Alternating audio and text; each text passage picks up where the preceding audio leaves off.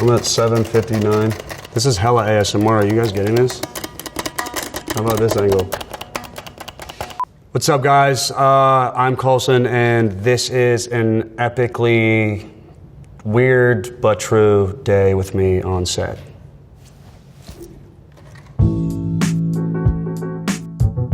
Big Time Adolescence is about essentially being a big brother / bad influence on this 16-year-old kid. I was just great friends with Pete, and he was like, I'd love if you just came in a cameo real quick, and then it turned into a couple more scenes, and then now I'm in the movie, kind of. This particular morning started with a minivan picking me up at 6 in the morning to take me on the weirdest journey of my next 72 hours. And there's not just one driver, but a passenger seat driver as well, who is apparently the grown daughter of the driver. And she is crying and smoking cigarettes the entire 3-hour drive to Syracuse because she missed this meatball dinner. And now I'm like, who craves meatballs this much between 6 and 9 a.m. that they're that upset that you're like, just can't believe whatever. And I'm also like, you're grown, so just like stay. We'll be right back. Anyway, really odd car ride. Get to my hotel, about 9, 10 o'clock, put my bags in the hotel. Have to go to set, about 10:30. Get to set. What's up, Pete? I love you. Hello, Jason Orley, who is the director. What am I doing today? Jason's like, you and Pete just talk some on camera. And it turns out really good. So they, 2, 3 o'clock, wrap me up for the day. So as I'm leaving, Pete calls me up like, hey, meet me in the trailer. Met him in his trailer. He's like, dude, let's meet up as soon as I'm done filming. I got a bag of mushrooms. This will be great.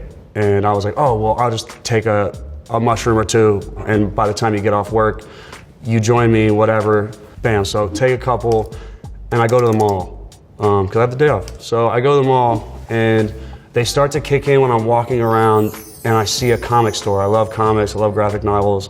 I go inside this comic store, and there is a shiny Batman light. Like the full projecting, oh my God, there's a crime, like we need Batman light. And I was like, I gotta have that, how much is it? They're like $500, and I'm like, gotta have it though. And I bring it back to my hotel room. I'm super soaked, I turn off all the lights, I plug it in, I turn it on, and there it is. I'm also tripping my balls off, so to me, I'm like, this is like a midnight sky of downtown New York City, and I just like lit the Batman light up. It's so epic to me. At the time, Pete was dating Ariana Grande. Sorry, Pete, I have to tell the story, I love you so much. I go next door and I'm like, hey G, you gotta come see this, it's crazy. And she's like, dude, I'm in bed. I'm like, dude, this is so worth it though, trust me, just get up. And so she gets out of bed and like walks out, and she's like, dude, this better be good. And I'm like, wait till you see what I just got. And I opened the hotel door, and like, it was almost like all of the mushrooms left my body at that point, because I saw in actuality the lamest thing I've ever done in my life. And like, she is also standing there, like fresh out of bed, so angry and upset that I've woken the biggest pop star in America up to come see this stupid 3-inch Batman light. She obviously was like, this is the stupidest thing ever, I'm going back to bed. Now we're at like 5 or 6 o'clock. I get a call from the director like, hey, we really liked what you and Pete did. We'd love if you stayed, and we're gonna write you in a couple more scenes. I was like, oh, that's sick. Pete finishes up, comes and meets me. He sees cars on the sides of the road, and he's like, dude, like, we should buy cars. So he bought a 1997 tan, gross colored, like Cadillac piece of shit. He purposely bought like the ugliest car you could imagine. And I was like, oh, that's so sick. Well, I gotta buy one now. And so we're driving, and then we see this yellow drag racer on the side of the road.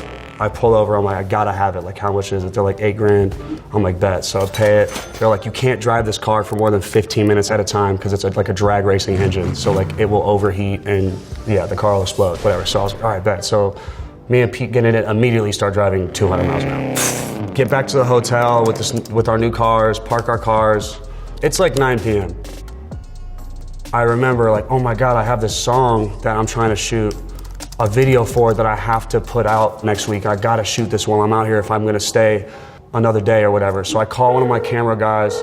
He comes up. Me and Pete are like, all right, well, we'll just start shooting some tonight and we'll shoot tomorrow too. So we asked this waffle place if we could come in after they closed. They said yes. We came in there and we're doing a scene and Pete's like, oh, we should just sprinkle these mushrooms on the waffles and eat them. I'm like, oh, that's kind of cool. So we like do that for the camera, but obviously we actually eat them. And so by the time we're finished doing that part of the video, we go outside and then it hits us like, okay, yeah, we just took mushrooms, like the trip starts.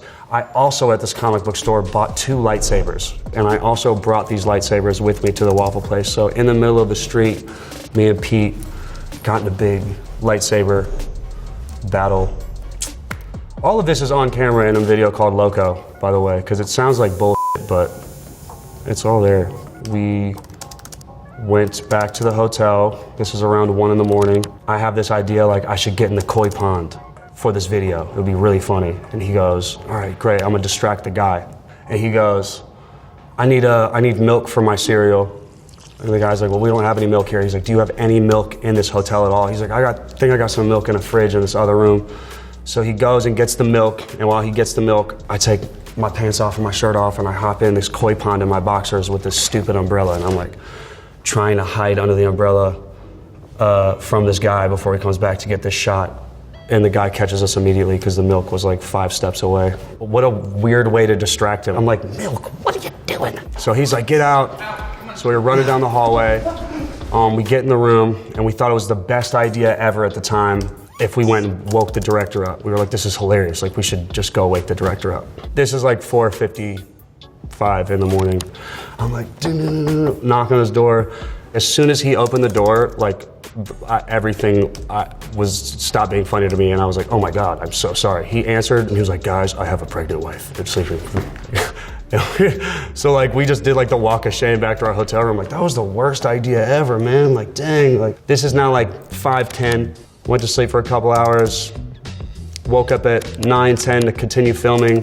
We filmed till about 12, and Pete was like, we should continue the music video. And so we told the director we're gonna go on lunch break. And we went for hours and shot a music video in the middle of a filming of a movie. And so we pull back up at like 2, like in the loudest car possible with like a whole crew who's been sitting there for hours like waiting for us to do our job. We honestly just weren't professional at all on the set.